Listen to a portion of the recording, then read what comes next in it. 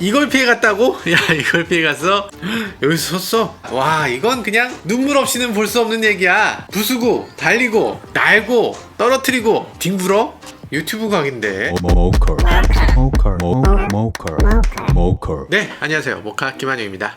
어제 볼보 카페에 이런 글이 올라왔는데요. 이 영상을 보시면요, 오, 지금 보이지 않는데 여기 보면 사람이 있었어요. 사람이 있었는데 진짜 엄청난 반응 속도로 싹 피하죠. 저는 이게 운전자가 무슨 레이서인가? 이거 레이서 수준의 반응 속도인데? 뭐 이랬어요. 근데 보니까 어린이 키우는 어머니셔. 뒤에 애기를 태우고 있는 거지. 야, 진짜 엄청납니다. 아니, 어떻게 이렇게 했나 하고 봤더니 글 쓰신 분이 여기다 적었어요. 핸들이 스스로 돌아가고 드드드 소리가 나면서 제동이 됐다 그래요. 야, 이게 말이 되나? 야, 이거 미친 게 아닙니까? 자동차라는 게 여기까지 왔나 싶은 생각이 들어요. 뭐 이것만 있는 게 아니었어요. 얼마 전에 박지훈 아나운서 부부가 또 고속도로에서 볼보 타고 가다가 역주행하는 트럭하고 부딪혀서 사고가 났는데 온 가족이 멀쩡하게 그냥 병원에서 조금 치료받고 나왔다. 이러니까 세상에 어떻게 이런 일이 있냐 이러면서 난리가 났죠.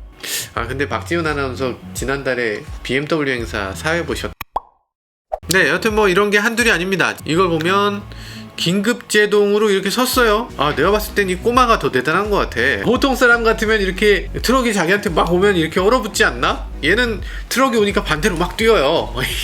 이게 어떻게 가능하지? 야, 대단하네요. 아, 이 마티즈 운전자가 나와서 섰는데 마티즈 운전자가 와서 지금 박은 거예요. 좀 다시 보면, 네, 와서 박아요. 대단하죠. 이 영상도 많이 보셨죠. 낡은 볼보 폐차를 가지고, 폐차장이니까 폐차겠지, 여기서 다른 폐차들을 다 부수는 거예요, 차 한 대 가지고. 근데 끝까지 이 차를 파괴시키지 못합니다. 볼보는 뭐 이게 파도 미담이야. 이게 뭐 욕하는 사람이 별로 없습니다. 볼보가 난 안전한 줄 알고 샀더니만 하나도 안 안전하구만, 그런 얘기가 없어. 사실 어쩌면 이게 볼보라서가 아니라 그냥 요즘 자동차가 워낙 튼튼했는데 그냥 볼보가 운 좋게 원래 다 튼튼한 거를 그냥 볼보니까 그냥 괜히 에이, 볼보는 안전이지 이러면서 괜히 그냥 이거 과장해서 그럴 수도 있잖아요.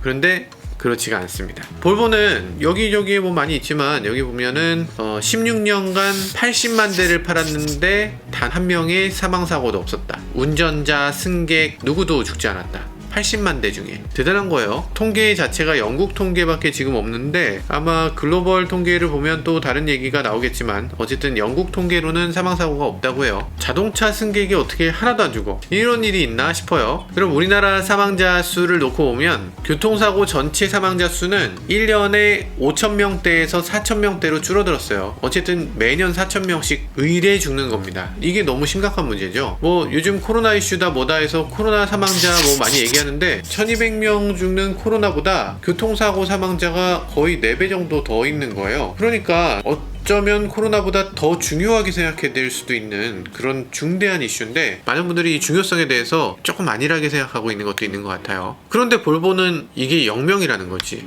아니, 물론 교통사고 사망자는 대부분 운전자가 아니라 보행자인 경우가 훨씬 많으니까, 네, 그러니까 사실 그런 것도 있겠지만 그것도 그렇고 뭐 볼보를 구입했다라는 거 자체가 그분의 성향을 좀 알 수 있잖아요. 볼보를 구입한 운전자들이면 아무래도 안전을 좀 중시하는 사람이다. 그러니까 운전할 때도 조금 안전하게 하겠지. 그러니까 또 교통사고 사망자가 0명 뭐 이렇게 나오는 거겠죠. 어쨌든 분명히 안전에 대해서 뭔가 다른 게 있는 것 같긴 해요. 어떻게 그렇게 된 건지 좀 더 알아보도록 하죠.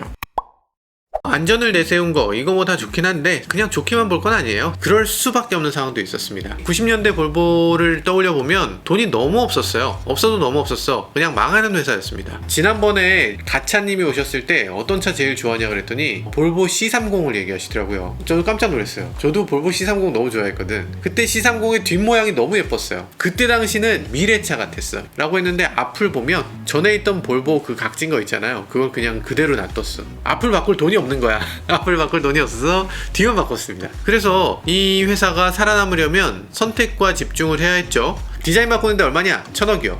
안전 개발하는데 얼마냐? 1,000억이요.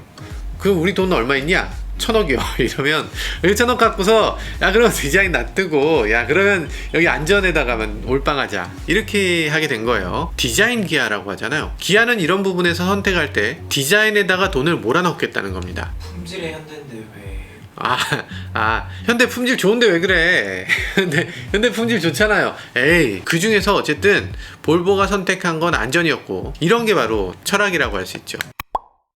네, 지금 이 광고는 미국 광고인데요. 차 위에다 차를 쌓는 거. 이런 광고가 그냥 계속 나왔어요. 이게 시리즈물로 계속 있었습니다. 그리고 몬스터 트럭이 볼보를 위를 막 이렇게 밟고 지나가는 거. 이런 광고를 굳이 만들기로 결정한 거. 이런 것도 사실 볼보를 보면서 자기네들도 조금 창피한 거야.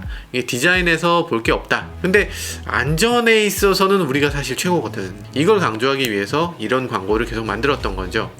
물론 저 광고는 사실 여기 지지대가 있었다. 이 광고 회사가 연출을 한 거다. 뭐 이래서 미국에서 아주 된소리를 맞기도 했어요. 네, 그러면 볼보는 왜 이렇게 안전에 치중하게 된 걸까? 살펴보면요, 볼보를 처음 만든 시점에서 그 에피소드를 보면 알 수 있습니다. 회사마다 처음 만들어지는 드라마가 있어요. 뭐 포르쉐 같으면 정말 내가 원하는 차를 찾아 헤맸지만 그런 차가 없었기 때문에 내가 직접 만들기로 했다. 페리 포르쉐. 람보르기니가 갑자기 페라리한테 가서 페라리가 문전박대를 하니까 람보르기니가 내가 본때를 보여주마, 훨씬 좋은 차를 만들어 주겠어 라는 열정으로 뭔가를 만들어냈다. 뭐 이런 거. 그런데 이 볼보는 어이없게도 창업자 둘이서 레스토랑에서 바닥까지를 먹다가 이렇게 잘못해서 슉 튀어나갔대요. 그래서 바닥에 떨어졌어. 그거 주워서 다시 먹었다는 거야. 야, 봐라, 이거 껍데기 얼마나 좋냐. 껍데기 튼튼하고 떨어져도 뭐 전혀 이건 지장이 없어. 우리도 이렇게 바닷가재처럼 정말 튼튼한 차를 만들어야 되지 않냐? 이런 거 좀 있어야 되는 거 아니냐? 라면서 만들자고 한 거예요. 그러니까 그때 사실 그런 분위기가 있었대요. 그때까지 독일산, 뭐 아니면 영국산, 뭐 미국산 이런 수입차들이 스웨덴에 막 들어왔는데 그게 다 부실했대요. 왜냐면 스웨덴 가보신 분들 아시겠지만 지도 보면 여기에요. 어처구니 없이 북쪽이죠. 그냥 바로 위가 북극이야. 저기 있으면은 그 둘리 같은 게 떠내려올 수 있는 위치야. 요즘 애들 둘리. 둘리 몰라? 그래서 차들이 몇 년을 못 버티고서 다 퍼졌다고 합니다. 야, 안 되겠다. 스웨덴에서 탈 수 있는 스웨덴용 자동차, 스웨덴에 딱 맞게 이렇게 만들어야 되겠다 라고 생각했다는 거죠. 다른 건 다 뒤로 해도 안전만큼은 최선을 다했겠죠. 제가 예전에 스웨덴 예테보리에 있는 볼보 박물관에 다녀왔어요. 직접 갔는데 그 박물관은 뭐 그렇게 멋지지 않아요. 메르세데스 벤츠 박물관 보면 굉장히 멋있는 막 상업적 시설이잖아요. 볼보 박물관은 그냥 박물관이야. 그냥 건물이고 건물에 그냥 차를 대충 놨었어요. 거기 보면 아주 이상한 차가 있습니다. 볼보 익스피리언털 세이프티카 라고 하는 VESC라고 하는 아주 유명한 차가 있어요. VESC 이 차는 앞쪽에 보면 이렇게 뭐가 있어. 범퍼 앞쪽에 이만큼 뭐가 튀어나와 있어요. 왜 저런 게 있어요? 했더니 보행자하고 부딪히면 이게 찌그러지면서 보행자가 다치지 않도록 한다는 거예요. 네, 그런 것까지 되는 그런 범퍼를 그때 당시 만들었고요. 그리고 사이드 임팩트 프로텍션, 그러니까 요즘 보면 도어 안쪽에 범퍼 빔 있잖아. 빔이 앞엔 2개 뒤엔 1개 있는 그런 브랜드도 있는가 하면 얘네는 이때부터 2개씩 있었어. 뒤에 하나씩 이렇게 빼고 그런 브랜드도 어딘가 있다고 하던데, 그때 당시 이미 크럼플 존이 있어요. 이미 후방 카메라가 있는데 이때 기술력의 후방 카메라는 이만한 비디오 카메라 같은 게 붙어 있습니다. 그리고 후방 카메라만 있으면 뭐해? 그걸 또 이제 모니터로 봐야지. 그러니까 앞에 모니터가 있는데 브라운관 TV가 안에 있어. 이 후방 카메라용 TV가 여기 들어있어. 저는 여기 왜 TV를 달아놨어요, 볼보가? 그랬더니 이건 TV가 아니고 후방 카메라 모니터입니다. 뿐만 아니었어요. 이게 충돌하면 엔진이 아래로 떨어지는 그런 기술을 가장 먼저 도입했습니다. 그래서 볼보는 그때 당시에 충돌하면 엔진이 다 떨어져 내려왔어요. 어쨌든 기술을 더해서 도로를 더 안전하게 만들어야 한다 라는 그런 철학이 그때부터 있었고, 그때부터 기술을 더하면 안전하게 만들 수 있다. 이걸 볼보는 일찌감치 알았던 거죠. 예전에 그런 적이 있었어요. 2012년이 저희 기자들한테는 굉장히 충격적인 한 해였습니다. 2012년에 어떤 일이 있었냐면 미국 고속도로 안전보험협회에서 갑자기 스몰 오버랩 테스트를 하게 됐어요. 그때 나왔던 차들이 다 망했습니다. 스몰 오버랩 테스트를 한 차가 다 망했어. 다 푸어야. 왜냐면 이걸 뜯어보시면 여기가 11자로 프레임이 만들어져 있습니다. 자동차 회사들이 정면 충돌만 계속 강화를 해서 이 11자 빈만 강하게 만든 거예요. 스몰 오버랩은 어떻게 하냐면 이 휠하우스 부분을 부딪히는 거예요. 이 안이 비어있잖아요. 이만큼이 비어있으니까 얘가 충돌을 하면 그냥 밀고 들어오는 겁니다. 그래서 스몰 오버랩 테스트를 하게 되면 다 떨어지는 거예요. 볼보 볼보는 달랐어요. 그때 당시 XC90이 충돌 테스트를 하고 나니까 이렇게 빗나가 버리죠, 차가. 이거 이상하다. 시험이 잘못됐나? 보니까 볼보는 애초에 치고 지나가게끔 설계를 한 거죠. 그런데 치고 지나가게 설계했다는 걸 말을 하질 않았어요. 아무도 그 사실을 몰랐습니다. 볼보 엔지니어들만 알았어요. 정말 엄청난 사건이었어요. 그때 당시 기자들이 굉장한 충격을 받았습니다. 네, 볼보에 대해서 엄청 좋은 얘기만 했는데요. 사실 볼보는 그렇게 좋은 일만 있었던 건 아니죠. 굉장히 암울한 시기가 있었습니다. 볼보가 글로벌 시장에서 다 잘 팔린 건 아니에요. 유럽 자동차에 대해서 미국 자동차 회사들이 이렇게 강력한 반발 같은 걸 했던 시기가 있어요. 스웨덴이라는 나라가 사실 수출이 아니면 먹고 살기 힘들잖아요. 수출해서 먹고 살아야 되는데 이게 미국 시장은 반발이 계속 거세지고 그러면서 미국 시장 들어가기 굉장히 어려워졌고 적자가 계속되게 되죠. 그러니까 볼보는 포드, 사브는 GM, 이런 식으로 미국 회사들이 이렇게 싹 인수를 해버립니다. 그러니까 기술력은 인정받는 거지. 근데 유럽산 자동차, 특히 북유럽산 자동차를 미국에다 팔기는 그렇게 만만치 않았던 거죠. 그래서 이 볼보를 포드가 인수하고서 그냥 다 포드스럽게 바꿔버립니다. 일단 기본적으로 포드의 많은 플랫폼을 공유해요. 그러면서 포드스러운 볼보가 자꾸 만들어지는 거죠. 정말 암울한 시기였습니다. 볼보가 이건 볼보가 아닌데 이런 느낌이 들기도 했고요. 처음에 조금 반짝하더니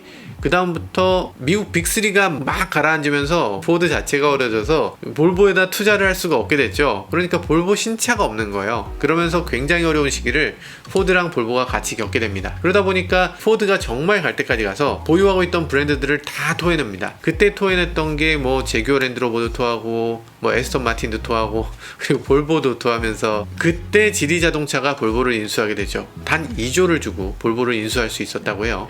지금도 아마 많은 분들이 그때 현대가 한전 땅을 사지 말고 볼보를 샀으면 지금 그 볼보가 현대차가 될 거 아니냐 이렇게 얘기하실 텐데 그렇지 않죠. 왜 그렇지 않느냐면 2조의 볼보를 인수했잖아요. 그게 끝이 아니고 그게 시작이었습니다. 그 다음에 볼보를 재건하는 데 쓴 돈이 20조예요.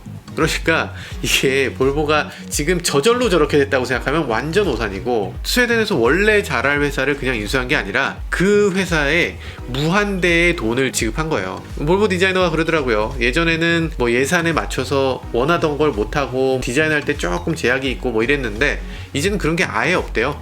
원하는 디자인은 그냥 네 마음대로 해라 라고 한다고 합니다. 지리자동차가 볼보 인수했으니까 볼보는 중국차 아니에요 이렇게 얘기하실 분들도 계실 텐데 사실 그렇지는 않대요. 볼보를 매입하면서 볼보에 있는 여러가지 철학들이라든지 볼보의 디자인이라든지 설계라든지 기획이라든지 이런 것들을 절대로 건드리지 않겠다는 그런 약속을 했고 지금 그 약속을 잘 지키고 있다고 해요. 왜냐면 자기보다 저쪽에 더 잘한다고 확실하게 믿고 그걸 매입한 거지 생산 능력 이런 걸 매입한 게 아니에요. 그 철학을 사온 거기 때문에 그걸 바꾸면 우리가 매입한 이유가 없다는 거지. 이 지리자동차의 볼보 인수 사례는 자동차 업계 M&A에서도 가장 잘된 사례로 손꼽히는 부분입니다. 실제로 지리자동차는 링크앤코라는 볼보 플랫폼의 다른 회사를 또 하나 만들기도 했어요. 그래서 자기가 자기 철학대로 만들 거면 브랜드를 따로 만들어서 여기다가 하고 볼보는 그냥 볼보로 놔두자라는 거죠. 똑똑해요. 아주 똑똑한 결정을 했습니다.